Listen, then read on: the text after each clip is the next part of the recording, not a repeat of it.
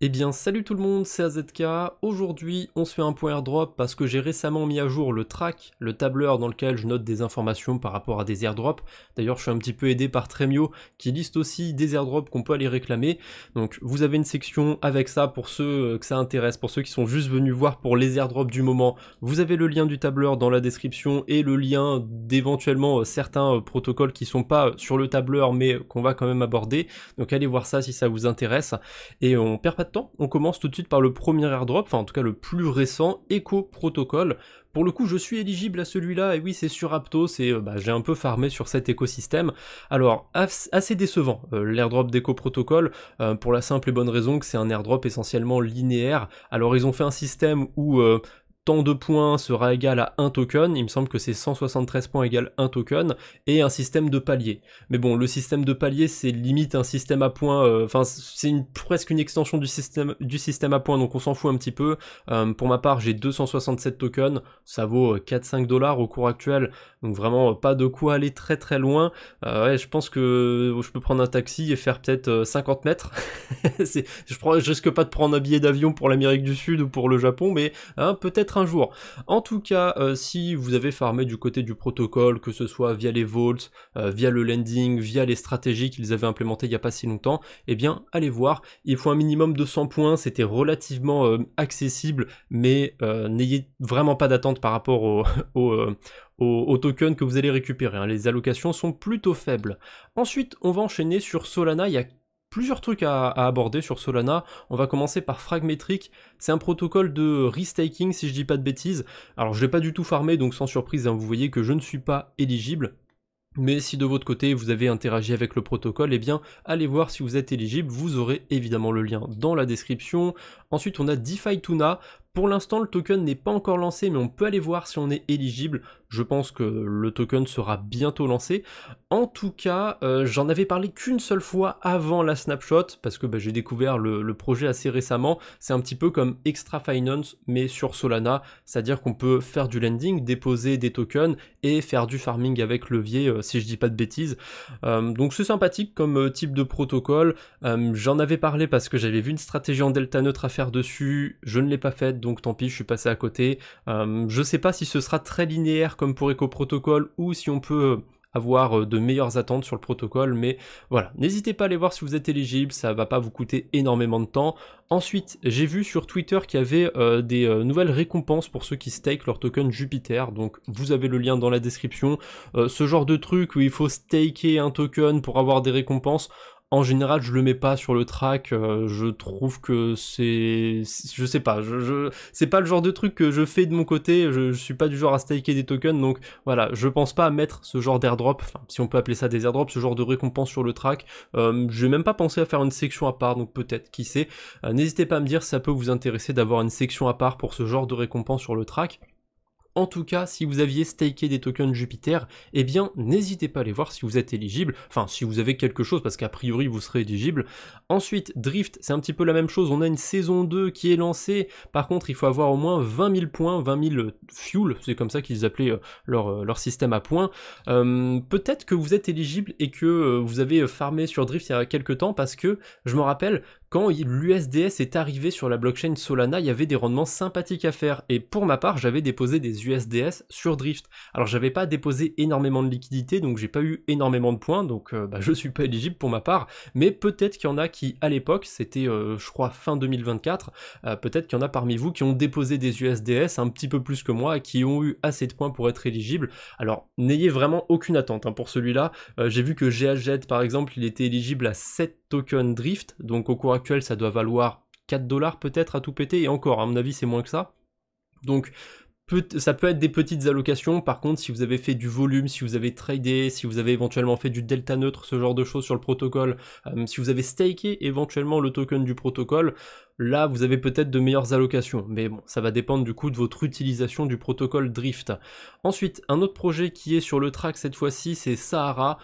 Pareil, ça c'est quelque chose que j'ai pas farmé du tout parce que c'était via des quêtes sur Galaxy essentiellement, ce genre de choses. D'ailleurs on voit qu'il y a un prochain stage, une prochaine saison j'imagine qui commence dans 176 jours, on a encore le temps de voir venir, et le claim se termine dans 15 mois. Donc on a le temps pour Sahara. J'ai tendance à dire que les vidéos sur la chaîne secondaire elles périment assez vite. Bah, forcément quand on parle d'airdrop, quand on parle de DeFi, il y a beaucoup de choses qui sont d'actualité, mais on a certains cas un peu à part. La Sahara, 15 mois pour aller le réclamer, même si vous regardez la vidéo un petit peu tard, genre un mois après sa publication, ça va. Pour Sahara, vous êtes encore dans les temps, mais faites attention, je préfère faire un petit disclaimer, si vous regardez ma vidéo plusieurs semaines, plusieurs mois après sa sortie, il y a des chances que beaucoup de choses qu'on ait abordées dans cette vidéo ne soient plus d'actualité malheureusement. Ensuite, on a KittenSwap. Alors KittenSwap, il est aussi sur le track, vous avez quelques petites informations dessus. Évidemment, pour ceux qui farment du côté d'Hyperliquid, vous êtes probablement éligible, mais attention, et oui, il y a une petite entourloupe, c'est réclamable sous forme de VE token. Et de ce que j'ai vu, c'est des VE tokens qui sont bloqués pendant 2 ans. Donc forcément, ça me rappelle un petit peu Solana, qui est le même type de protocole, mais sur la blockchain Aptos. Et j'ai une petite comparaison à faire avec Solana, mais juste avant, je vais vous montrer ce qu'on peut faire pour ceux qui sont éligibles à l'airdrop de KittenSwap. Donc quand on va sur l'onglet VE Kitten, ici on peut voter pour les pools de liquidités à incentiver, c'est exactement le même mécanisme que sur Aerodrome, sur Solana, du coup sur Aptos, hein. KittenSwap c'est un VE33. Donc le token de gouvernance, quand on le stake, ça nous donne du pouvoir de vote, et on va pouvoir rediriger son vote, en quelque sorte, vers des pools de liquidités, et récupérer des récompenses grâce à ça. Bon, en ce moment, il y a l'air d'y avoir, je sais pas si c'est les frais de la pool de liquidité, parce que les frais de la pool de liquidité, normalement, sur ce type de protocole, vont aux voteurs, vont à ceux qui ont du pouvoir de vote, et je suppose que ça c'est les frais du coup qui sont générés par la pool de liquidité. Je suis pas sûr qu'il y ait des incentives bonus, mais en tout cas en tant que, si vous avez des VE tokens, en tant que voteur, vous avez tout intérêt à voter pour une pool qui vous donne un bon APR, qui vous donne de bonnes récompenses. Donc forcément pour l'instant il y a pas mal de gens qui votent pour la pool Hype USDT 0 par exemple. Mais j'ai vu du côté des pools de liquidité qu'il y avait des trucs sympathiques à farmer quand même. Donc là oui, je sors un petit peu du cadre, on n'est pas trop dans le point airdrop, on va plus voir ce qu'il y a de sympathique à faire sur la DeFi, mais j'en profite en tant qu'à vous parler de l'airdrop de KittenSwap. Donc normalement aussi, sur les pools de liquidité, on n'est plus payé avec les frais de transaction, on est payé directement en token Kitten. Et on va en parler un petit peu de ce token Kitten.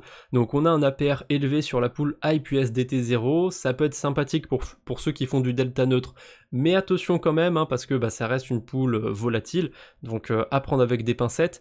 Mais si on descend un petit peu, il y a la pool USDE USDT 0 sur laquelle il n'y a pas tant de TVL que ça, mais il y a pas mal de récompenses. Je vois que l'APR est à 55%, c'est plutôt pas mal pour du stablecoin. Pareil, on a des pools avec du hype corrélé à 64%. Ce genre d'APR, comme c'est bien au-dessus de la moyenne hein, sur Hyper EVM et même sur la DeFi en général, il y a des chances que ce soit plus ou moins arbitré, on va dire, qu'il y ait des liquidités qui soient rajoutées, qu'il y ait des gens qui viennent en profiter.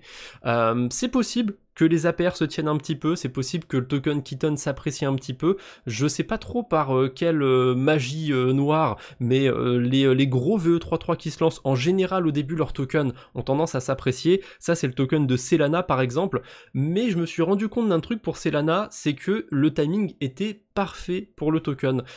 Juste à côté, je vous ai mis le graphique du coup d'Aptos, et regardez, cette courbe là qui monte, c'est exactement le même timing, donc c'est de fin février à fin mars, c'est exactement le même timing que la hausse sur Solana. Donc forcément, l'écosystème Aptos s'appréciait bien à ce moment-là, comme Solana ils se sont lancés pile au moment où il y avait de la hype, ils en ont profité, et comme le token aussi s'est lancé avec une très petite valorisation, hein, c'était autour de 2-3 millions de dollars, ce qui est ridicule hein, par rapport à la valorisation d'Aptos qui, on parle de milliards de dollars, donc c'était tout petit, ça a pu s'apprécier. Le token a fait plus d'un x10 au début, et ensuite, bon forcément, c'est ce qui se passe sur les VE33, voilà, là la courbe, elle parle d'elle-même, pour ceux qui écouteraient la vidéo, parce qu'il y en a qui écoutent les vidéos, c'est dégueulasse, voilà, hein, la courbe est dégueulasse, d'ailleurs, il est revenu à sa market cap de départ, il est revenu autour des 2 millions de dollars de market cap. KittenSwap, pour l'instant, c'est pas trop ça, le token a dumpé dès le début. pas hyper étonnant ce genre de choses, mais il y a eu un rebond autour du 2 juillet, ça m'étonnerait pas même que le token aille un peu plus haut. Pour l'instant il a 46 millions de dollars de market cap, ce qui est plus que Solana, ce qui est même plus que l'ATH de Solana. Donc certes, il y a de la hype sur Hyperliquid, le comparer au token Solana, c'est pas forcément une bonne chose, hein. Je le mets juste parce que c'est des protocoles similaires et parce que ça m'y a fait penser, mais comme il y a cette fameuse hype de la saison 2 sur Hyperliquid, peut-être que ça peut, alors pas forcément valoir le coup de s'exposer au token Keton, mais si on farm des tokens Keton, peut-être que ça vaut le coup de pas les vendre tout de suite, d'attendre un petit peu. Mais bon, c'est toujours compliqué avec les VE33 parce que l'inflation est vénère au début. Actuellement, je saurais pas dire combien il y a de tokens en circulation, je suppose que ça doit être autour de 20 millions, peut-être quelque chose comme ça. Et toutes les semaines, il y a des millions de tokens qui sont imprimés. Donc forcément, c'est comme pour Bitcoin, hein. Au début, les premiers Bitcoins qui ont été imprimés, ils avaient un poids fort en termes d'inflation. Donc attention quand même du côté de KetonSwap, je pense que le mieux à faire c'est d'en farmer, c'est pas forcément de s'exposer au token, mais vous faites ce que vous voulez. Et pour ceux qui sont éligibles à cet airdrop, pour ceux qui ont eu des VE Keton, je sais pas si c'est comme Solana, c'est un peu chiant, il faut reconduire son vote chaque semaine, donc renseignez-vous du côté de KetonSwap, vous voyez, est-ce qu'il faut voter à chaque fois, chaque semaine ou quoi que ce soit, ou alors vous faites un vote une fois et ça peut tenir longtemps, c'est cool. Tant mieux si ça peut tenir longtemps, mais voilà, je vous laisse regarder un petit peu tout ça de votre côté, parce que pour ma part, je suis pas éligible à cet airdrop. Un autre truc aussi que j'ai pas du tout farmé, c'est Newton, et c'est un peu dommage, parce que c'était assez bidon à farmer. Voilà, petit rappel pour ceux qui auraient utilisé le truc, peut-être qu'il y en a qui n'ont pas encore récupéré leur allocation, donc vous avez le lien dans la description. Quelque chose d'assez curieux. Sait-on jamais, peut-être qu'il y en a parmi vous qui ont encore des tokens Dimension stakés. Vous vous rappelez l'airdrop de Dimension? Eh bien, il y a une saison 2, et oui, et vous avez encore moins d'une semaine, vous avez encore quelques jours pour vous enregistrer. Vous attendez à rien. À ce genre de truc, ça vaut que dalle. Déjà que la saison 1, elle était pas non plus dingue. Alors là, la saison 2, je pense qu'il y a très très peu d'attentes à avoir. Mais bon, sait-on jamais. Peut-être qu'il y en a un ou deux parmi vous qui... ah ouais, mince, j'ai encore mes DIM stakés. Allez vous enregistrer. Peut-être aller retirer aussi vos tokens DIM, essayez de récupérer ce que vous pouvez. Oh, vous faites ce que vous voulez, mais voilà. On sait jamais. Peut-être qu'il y en a qui ont des DIM stakés. Un autre rappel, ça va être du côté de ACS, enfin du programme ACS, c'est sur la blockchain Sonium. Pour ceux qui ont farmé sur cet écosystème, il y avait des tokens Astar à récupérer en allant déposer des liquidités sur certains protocoles. Pour ma part, je les ai récupérés, vous voyez, j'ai eu pas 280 tokens, non, 28,1 tokens Astar. Au cours actuel, je saurais même pas dire combien ça vaut, mais bon, j'ai pas eu grand chose, hein. Là, c'est comme l'airdrop d'Eco Protocol, je vais peut-être pouvoir aller jusqu'à la boulangerie au bout de ma rue, peut-être pas jusqu'au Japon. Mais voilà, on sait jamais, peut-être que vous avez farmé sur Sonium, il y a jusqu'au 10 juillet pour aller récupérer des récompenses, pensez-y. Un mot aussi sur le Superstacks, enfin le programme Superstacks, c'est terminé. Et a priori on peut voir à quelle place on se situe. Si on regarde un petit peu dans la FAQ, il nous envoie un lien et ça nous redirige en fait vers un chatbot qui va, qui est enfin, on a plusieurs agents qu'on peut sélectionner et ils sont spécialisés dans certaines tâches autour de la blockchain. Donc j'ai demandé à deux bots à quelle place j'étais ranké, si j'étais éligible, et bon, il y en a un, il a pas réussi à me répondre, et l'autre, il m'a dit que j'étais 7444e avec un peu plus d'1 million d'XP. J'ai aucun souvenir de si j'avais cette XP là. Sur le site, maintenant, j'ai l'impression qu'on peut plus voir sa quantité d'XP. Par contre, j'ai vu un screenshot de Simony un petit peu avant la fin du programme, et lui il était classé 2 millième avec 8 millions d'XP. Donc il est au-dessus de moi, et il a 8 fois plus d'XP que moi, donc ça m'a l'air cohérent, je pense que je dois bien être dans le top 12 000. Pourquoi c'est important d'ailleurs d'être dans le top 12 000? Parce que il y a uniquement les 12 000, le top 12 000 qui sera éligible. Au total, il y a 53 000 participants, mais il y a quand même pas mal de participants qui ont juste déposé 10-20 dollars par-ci par-là. Donc si vous avez mis un minimum de liquidité sur ce Superstacks, a priori vous êtes éligible. Pour ma part, j'ai fait le strict minimum sur le portefeuille des gènes. J'avais déposé, je crois, 500 USDT sur Sake Finance, sur la blockchain Sonium, et du coup les récompenses seront, enfin l'XP que vous avez, ça va être converti en token OP d'ici le 15 juillet, si je dis pas de bêtises. Donc moi je m'attendais à ce que ce soit un truc comme le Superfest de l'an dernier, que ce soit une sorte de critère bonus, mais non, a priori c'était juste un système à points, enfin un système à récompense, ou appelez ça comme vous voulez, avec voilà, un système où il fallait farmer avec des récompenses à la clé. Donc c'est terminé, les récompenses tomberont le 15 juillet, vous pouvez demander à certains agents combien vous êtes classé, mais attendez-vous quand même à ce que ce soit pas forcément la réalité, parce que un petit peu plus bas il me dit qu'il y a environ 1 million de wallets avec de l'XP, mais quand je vais sur le site d'Optimism il me dit 53 000 participants. Donc je sais pas trop, je saurais pas dire s'il y a une bêtise ou quoi là-dedans. Et dernière news pour terminer ce point airdrop, c'est du côté d'Eclipse. Alors c'est vraiment une petite news, mais on a un site un site de claim avec écrit coming soon, donc a priori ça arrive bientôt pour Eclipse. Ça je le dis pour vous parce que j'ai pas du tout farmé Eclipse, voilà, je suis passé à côté. Mine de rien, ce point airdrop que j'ai fait aujourd'hui, il y a beaucoup de choses dont je suis passé à côté, voilà, c'est beaucoup de choses que je farmais pas forcément, mais c'est pas pour autant que je vais pas du tout m'intéresser à certains projets. Par exemple ce qui se passe sur Hyperliquid, je regarde un petit peu. Après il y a d'autres trucs, j'avoue, c'est pas moi qui les ai ajoutés sur le tableur, encore une fois c'est Tremio qui m'aide de temps en temps. Donc lui il les a probablement farmés. Maintenant, tant que je suis sur le track, je rappelle, hein, vous avez le lien dans la description, j'ai fait quelques petites mises à jour sur la section airdrop que je surveille. En fait, j'ai bêtement rajouté des protocoles que j'avais abordés récemment sur ma chaîne principale, AZK Crypto tout court. D'ailleurs, n'hésitez pas, hein, la dernière DeFi Review a un peu bidé, ce qui est pas plus mal. Moi, j'aime bien de temps en temps quand certaines vidéos bident, ça veut dire qu'il n'y a pas grand monde qui va s'intéresser au protocole et ça va être moins dilué. Après, ça veut pas dire que ça va être des bons airdrops. À mon avis, ce sera pas nécessairement des bons airdrops, en plus les deux derniers, mais j'aime bien le protocole Aven, je sais pas, j'ai un petit feeling avec le truc, je le trouve sympathique, le protocole, Momentum aussi. Voilà, donc ces trois protocoles, Avent, XSY, Momentum, je les ai ajoutés sur le track, j'ai mis quelques petites informations, vous avez les liens, et aussi, j'ai ajouté depuis quelques temps, mais si on descend un petit peu sur cet onglet, on voit les airdrops qui sont tombés. Je vais essayer de garder un tracking des airdrops que j'ai farmés et qui sont tombés pour avoir une idée de si ça vaut le coup de continuer de farmer certains airdrops, parce que là en quelques infos on peut voir le nom du projet, sur quelle blockchain il est, la catégorie. On voit que là les deux derniers airdrops qui ont été ajoutés, c'est sur Sui et sur Aptos, et ils étaient plutôt décevants, donc peut-être que Momentum va être décevant aussi, mais moi je sais pas, j'ai quand même espoir pour Momentum. Arcadia par exemple sur Base, ça c'était un plus petit protocole, un petit peu indé on va dire limite, et c'était un bon airdrop.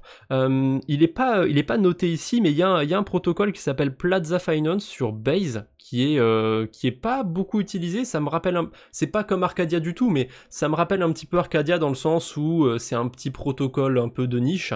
Donc pour ceux que ça intéresserait, voilà, Plaza Finance, allez faire vos recherches, ça peut être sympathique.